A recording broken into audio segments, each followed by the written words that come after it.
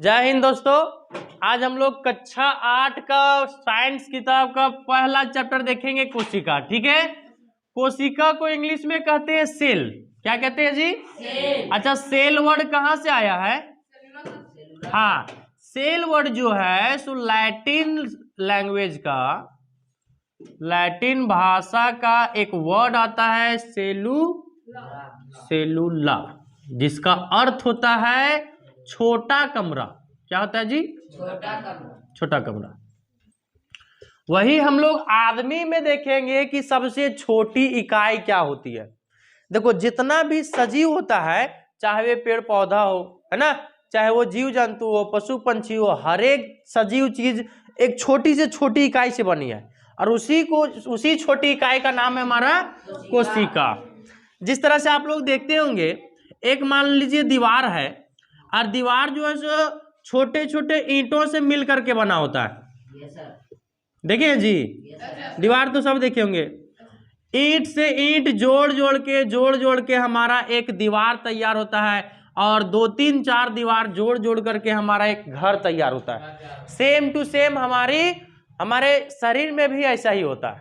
ठीक है, बहुत सारी कोशिकाएं मिलकर के एक उत्तक बनाते हैं, बहुत सारे उत्तक मिलकर के एक अंग बनाते हैं, बहुत सारे अंग मिलकर के एक शरीर बनाते हैं, है कि नहीं? तब जाकर के हमारा शरीर है सो काम करता है।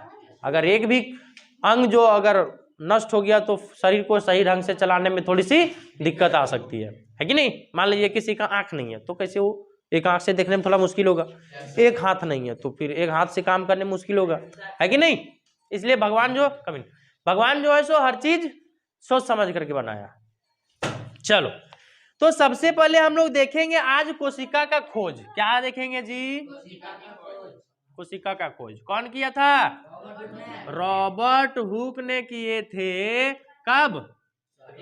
1665 ईस्वी में। 1665 कैसे खोजे थे पता है? ये देखे थे एक प्याज का झिल्ली को, नहीं, कॉर्क का छाल। एक पेड़ होता है कॉर्क, क्या होता है? कॉर्क एक पेड़ होता है, इसका छाल को जब वो देखे थे, ठीक है, सूक्ष्मदर्शी से, तो उनको इस तरह का फिगर दिखाई दिया। ठीक है, मधुमक्खी का छत्ता देखिए आप लोग, उसमें छोटा छोटा घर देखा होगा, है ना, उसी टाइप का दिखाई दिया। उसी का घर को नाम दिए थे कोशिका। क्या नाम दिए थे जी? कोशिका नाम दिए थे। ठीक है, अच्छा, एक क्वेश्चन और पूछता है कि सबसे पहले जीवित कोशिका किसने देखा? जिंदा कोशिका। ये तो मृत कोशिका देखे जी रॉबर्ट हुक। जीवित कोशिका कौन देखा? तो वो हमारे हैं Anton van Leeuwenhoek. Anton van Leeuwenhoek. Okay, कब देखे थे जी? 1674 ईस्वी में। 1600, हाँ ठीक, इसके 9 साल बाद 65 में ये खोज किए। अब खोज कर लिए तो उस पर और सारा वैज्ञानिक लोग विचार करने लगे इस पर कि नहीं, आखिर ये कोशिका चीज है क्या। उस पर विचार विमर्श करते करते, खोजबीन करते करते एक और वो पाए कि नहीं, जीवित कोशिका भी हो सकता है, और जीवित कोशिका वो देख लिए 1674 ईस्वी में, 9 साल बाद। ठीक है, चलिए, तो आप लोग भी कोशिका को देख सकते हैं। आप लोग प्याज का झिल्ली ले सकते हैं। प्याज देख रहे हैं ना, एक टुकड़ा उखाड़ना हाथ से, लेकिन नहीं, हाथ में रखा तो फिर हाथ का फिंगरप्रिंट आ जाएगा, है ना। क्या बोलते हैं उसको? चिमटे की सहायता से देख सकते हैं। ठीक है, सूक्ष्मदर्शी में। चलिए, अब कोशिका है क्या जरा देख लेते हैं हम लोग। तो कोशिका जो है सो सजीवों की, किसकी? निर्जीव चीज का नहीं, सिर्फ और सिर्फ सजीव का। पेड़ पौधा, जीव जंतु, पशु पक्षी, मानव, ठीक है, ये सब। तो सजीवों का वो रचनात्मक और क्रियात्मक इकाई है। क्या है जी? रचनात्मक और क्रियात्मक, जो कि स्वतंत्र रूप से काम करता है। हाँ, बिना कोशिका का हमारा जिंदगी तो चलने वाला नहीं है। तो जीवन को चलाने के लिए कोशिका का जरूरत तो है।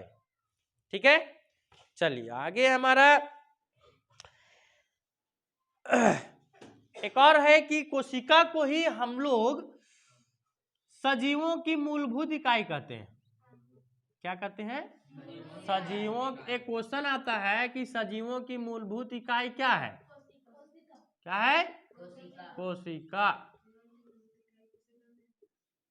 कोशिका या तो रहेगा जीवों की मूलभूत इकाई या तो सजीवों की मूलभूत इकाई, कुछ भी रह सकता है। ठीक है, तो मूलभूत इकाई जब भी पूछेगा तो कोशिका। ओके, चलिए अब जरा इन लोग का हम लोग आकार देख लेते हैं कि कोशिका का आकार होता कितना है। ठीक है, चलिए, तो कोशिका का जो आकार होता है सब अलग अलग आकार का होता है। ठीक है, जो कि 0.1 माइक्रोमीटर, कितना? माइक्रोमीटर, इसको माइक्रोमीटर पढ़ते हैं। ठीक है, हाँ, 0.1 माइक्रोमीटर से लेकर के लगभग 1 मीटर तक का लंबाई होता है इन लोग का।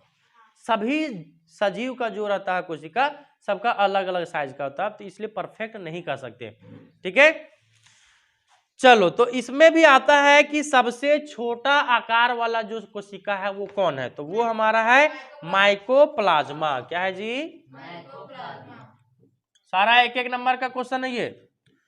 माइकोप्लाज्मा कोशिका की सबसे छोटी, तो कोशिका सबसे छोटी कोशिका का नाम माइकोप्लाज्मा, और इसका जो आकार होता है एकदम 0.1 माइक्रोमीटर होता है। ठीक है, याद रहेगा। उसके बाद पूछता है कि हाँ हाँ हाँ, सारा जोड़ करके ही बताता है। ठीक है, वही अगर ले लिए हम लोग सबसे बड़ी कोशिका, तो सबसे बड़ी कोशिका किसका होता है? शुतुरमुर्ग का अंडा। अच्छा, जितना तरह का रहता है ना हमारा अंडा, सब एक कोशिका रहता है। कोई किसी का भी अंडा ले ले, हाँ, मुर्गी का, मुर्गा का, हाथी का, जिसका भी अंडा ले ले, सारा का सारा एक कोशिका का रहता है। हाथी का अंडा नहीं होता, शुतुरमुर्ग का अंडा, सबका साइज अलग होता है।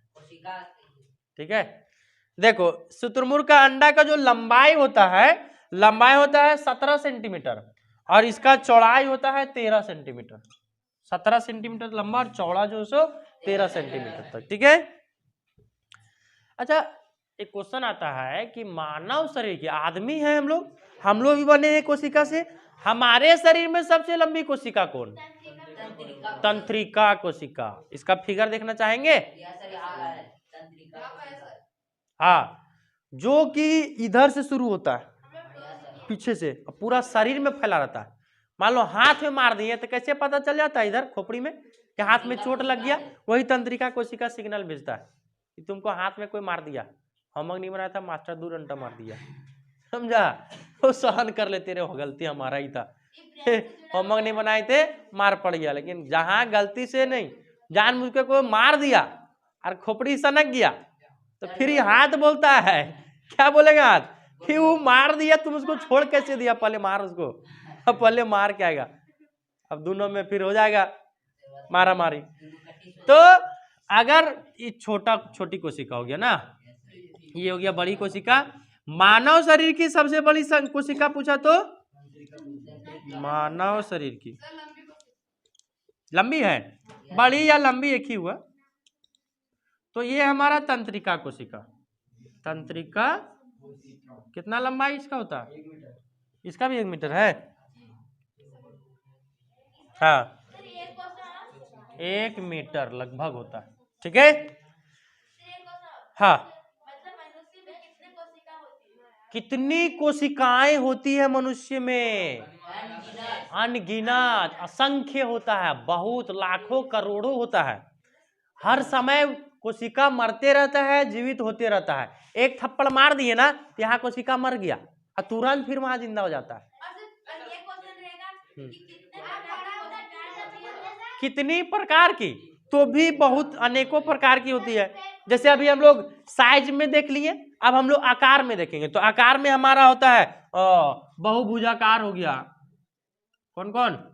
बहुभुजाकार। कुछ अंडाकार होता है, कुछ और कुछ अंडाकार हो गया, कुछ गोलाकार होता है, कुछ गोलाकार हो गया, कुछ चौकोर हो गया, चौकोर मतलब इस बोर्ड जैसा 4 को कोना वाला, ठीक है, गोलाकार हो गया, अंडाकार हो गया, कुछ बहुभुजाकार हो गया, इस तरह करके कुछ कुछ अनियमित होता है, जेने तेने छटपटाते रहेगा, छटपटिया जैसा, समझा, अनियमित होता है। तो साइज में भी अलग अलग और आकार में भी अलग अलग, समझ में आई बात। चलो, कोशिकाओं की संख्या, अच्छा आपने पूर्व कक्षा में अमीबा में पोषण के बारे में पढ़े होंगे। अमीबा हमारा ऐसा कोशिका है जिसमें एक ही कोशिका से हर काम होता है, चाहे खाना खाने का हो, श्वसन का हो, पाचन क्रिया हो, हर एक काम एक ही कोशिका करता है। लेकिन हम लोग जो है सो बहुकोशिक जीव हैं, जिसमें बहुत सारी कोशिकाएं होती है और हर एक कोशिकाओं का अपना अलग काम होता है। श्वसन के लिए अलग कोशिकाएं होती है, भोजन को पचाने का अलग कोशिका होता है ना, पानी पीने का, पानी को पचाने का अलग कोशिका होता है, हर एक चीज का अलग अलग कोशिका, समझ में आई बात। अमीबा एकल कोशिकीय जीव है जो एक ही कोशिका होता है उसमें, और एक ही कोशिका हर काम करता है, पाचन का, श्वसन का, हर काम, एक शरीर में एक ही। हाँ, चलो अब हम लोग जानते हैं जरा उत्तक के बारे में। किसके बारे में जानेंगे जी? उत्तक। उत्तक क्या है? तो उत्तक हमारा कोशिका का समूह है। क्या है? कोशिकाओं के समूह मिल करके एक उत्तक बनाते हैं, ठीक है, वो हमारे शरीर में ही रहता है, ठीक है। और उत्तक, मान लो एक उत्तक को ऐसा लिए, मान लो श्वसन करने का उत्तक लिए, तो जितना भी कोशिका रहेगा उस उत्तक में सारा का सारा श्वसन करेगा, दूसरा काम कोई नहीं, समझ में आया। अगर दूसरा काम किया तो वो फिर दूसरा उत्तक कहलाएगा। जब मान लो पाचन क्रिया में हम लोग को मदद कर रहा है, पाचन के लिए हम लोग को दूसरा कोशिका है, उसके लिए अलग उत्तक होगा। मतलब कोशिका का समूह है जिसका काम सेम रहेगा, काम सेम रहेगा, वही जाकर के एक उत्तक बनेगा, समझ में आई बात। मान लो देखने का कोशिका, हम लोग देखने, आंख का है, आंख का काम देखना है, तो देखने वाला जितना सारा है सब सारा का सारा कोशिका देखने में मदद करेगा, वो उत्तक बनाएगा हमारा, ठीक है। चलो आगे देखते हैं हम लोग। तो कोशिका को हम लोग नग्न आंखों से नहीं देख सकते। देख सकते क्या? नग्न आंख मतलब ऐसे ही बिना किसी का हेल्प लिए। लेकिन कुछ कुछ ऐसा कोशिका, जैसे अभी मैं बताया कि अंडा वगैरह है ना, शुतुरमुर्ग अंडा, मुर्गी कंडा, ये सब हम लोग नग्न आंखों से देख सकते हैं, भले एक ही कोशिका हो, लेकिन नग्न आंखों से देख सकते हैं। चलिए आगे हम लोग देखते हैं जरा कोशिका का मुख्य घटक कौन कौन सा होता है। इसमें 3 घटक होते हैं हमारे। 1 नंबर में आता है कोशिका झिल्ली, 2 नंबर में आते हैं कोशिका द्रव्य, और 3 नंबर में आते हैं केंद्रक। तीनों का अपना अपना अलग अलग काम है। क्या क्या काम है जरा देख लो। मान लो ये हमारा कोशिका है, ठीक है, तो बाहरी वाला इलाका हमारा कहलाएगा कोशिका झिल्ली। क्या कहलाएगा जी? इसको हम लोग कोशिका भित्ति के नाम से भी जानते हैं। हाँ, लेकिन वो पादप में सिर्फ रहता है, जंतु कोशिका में होता है। देखो कोशिका हम लोगों का 2 तरह का होता है। कौन कौन? एक हो गया पादप कोशिका, एक हो गया जंतु कोशिका। पादप कोशिका मतलब कहने का हो गया कि जितना भी पेड़ पौधा हो गया, घास फूस हो गया, उन लोग का जो कोशिका हो गया उन लोग को पादप कोशिका बोलेंगे। हालांकि वो भी तो सजीव है ना, कि नहीं है सजीव, है ना। उसी तरह जंतु कोशिका कहने मतलब जितना भी मानव है, जितना भी जानवर है, पशु है, पंछियां हैं, ये सब सारे हमारे जंतु कोशिका के अंतर्गत आएंगे, ठीक है। अच्छा, दोनों में विभिन्नताएं भी है कुछ कुछ, मैं अभी बताऊंगा, थोड़ा सा वेट कर लो। तो हमारी जो होती है कोशिका के सबसे बाहरी आवरण, इसको हम लोग कहते हैं कोशिका झिल्ली। इसका काम होता है कि जो लाभदायक चीज है उसको अंदर लाओ और हानिकारक उसको अंदर आने मत दो, उसको बाहर ही रखो। तो इसलिए इसको हम लोग कोशिका झिल्ली को चयनात्मक पारगम्य झिल्ली कहते हैं। चयनात्मक पारगम्य झिल्ली मतलब चुन चुन करके अंदर लाओ, बढ़िया बढ़िया बच्चा को आने दो, खराब खराब तो भजा, समझा। तो ये काम होता है कोशिका झिल्ली का। उसके बाद कोशिका द्रव्य आता है, तो बीच में हमारा आता है केंद्रक। उसके अंदर में बहुत सारी हमारी होती है, जैसे रिक्तिकाएं होती है, गोल्जी का होता है, केंद्रक होता है, केंद्रिका होता है, अंतर द्रव्य जालिका होता है, बहुत सारी पार्ट होते हैं कोशिका के अंदर भी, ठीक है, तो ये बीच वाला हो गया हमारा केंद्रक। क्या हो गया? अच्छा, कुछ कुछ यहाँ लिक्विड टाइप में, जेली टाइप में यहाँ पर लिक्विड होता है। जेली टाइप में मतलब समझता है? नहीं समझता है? भिंडी खाया? भिंडी की सब्जी खाया? कैसा लगता है? अरे गोल गोल का मतलब नहीं बता रहे हम, उसको पिचड़ देना पूरा सब्जी को, उसके बाद कैसा हो जाएगा वो हमको बता। घाट बनेगा रहे, तुम नहीं खाया। तो वही हो गया हमारा जेली टाइप का पदार्थ। समझ में आया कि नहीं समझ में आया? क्या और उदाहरण देना पड़ेगा? लार टाइप में जिसको हम बोल सकते हैं, ठीक है। तो वो होता है हमारा कोशिका द्रव्य होता है। क्या होता है बाबू? कोशिका द्रव्य। इसका काम क्या है जरा देख लेते हैं हम लोग।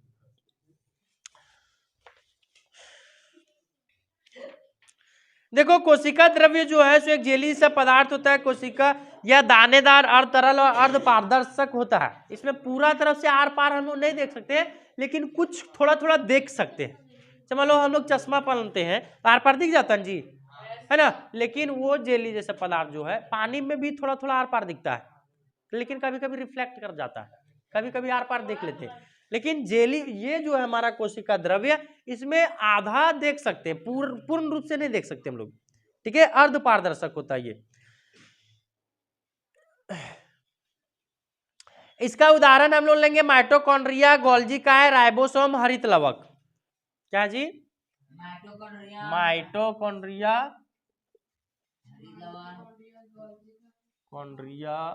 गोल्जी काय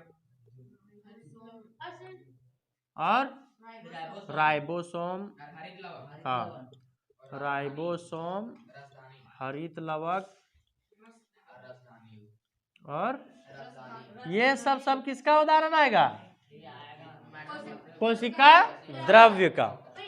तो हम लोग अभी बता रहे थे कोशिका दो तरह का होता है, एक होता है पादप कोशिका, एक होता है जंतु कोशिका। दोनों में कुछ कुछ अंतर है। जिस तरह से कोशिका के अंदर रसधानी जो होता है, क्या होता है?